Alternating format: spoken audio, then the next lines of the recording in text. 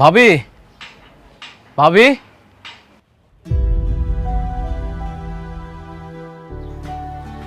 বাবা মেঘলা কোথায়?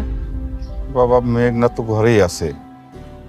ওই পেটের বাচ্চাটা নষ্ট হওয়ার পরে থেকে সারাক্ষণ ঘরের ভিতরে বসে বসে কান্নাকাটি করে। তোমার উপরে একটু রাইগে আছে বাবা। আমরা ওরে বুঝাইতেছি, তোমার সাথে যদি উল্টা পাল্টা কিছু করে তুমি মন খারাপ করো না বাপ। না মা, আমি কিছু মনে করিনি।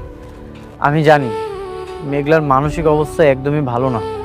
কত স্বপ্ন ছিল আমাদের সন্তান হবে, সবকিছু এক নিমিষেই শেষ হয়ে গেল। মন খারাপ করে না বাবা, কপালে যা ছিল তাই তো হয়েছে। আসো বাবা, ঘরে আসো। আসো। মা, তোমার আমি কি কইছি? তোমার না কইছি ওরে দেখা মাত্র ঘাট ধাক্কা দিয়ে বাড়ি করে দিবা? কেন আইছেন আপনি এখানে? আমি তো আপনার লগে সম্পর্ক রাখতে চাই না। ভাবি, অনেক আমরা সবাই আপনাকে নিতে আসছি। কই নিতে আসছেন?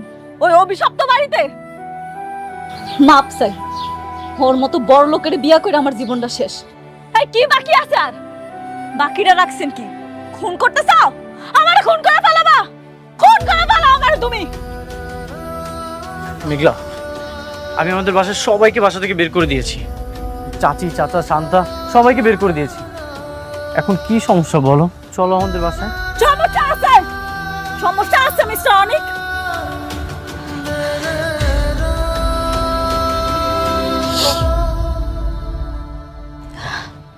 দেখেন, আমি আপনার সাথে রাগারাগি করতে চাই না।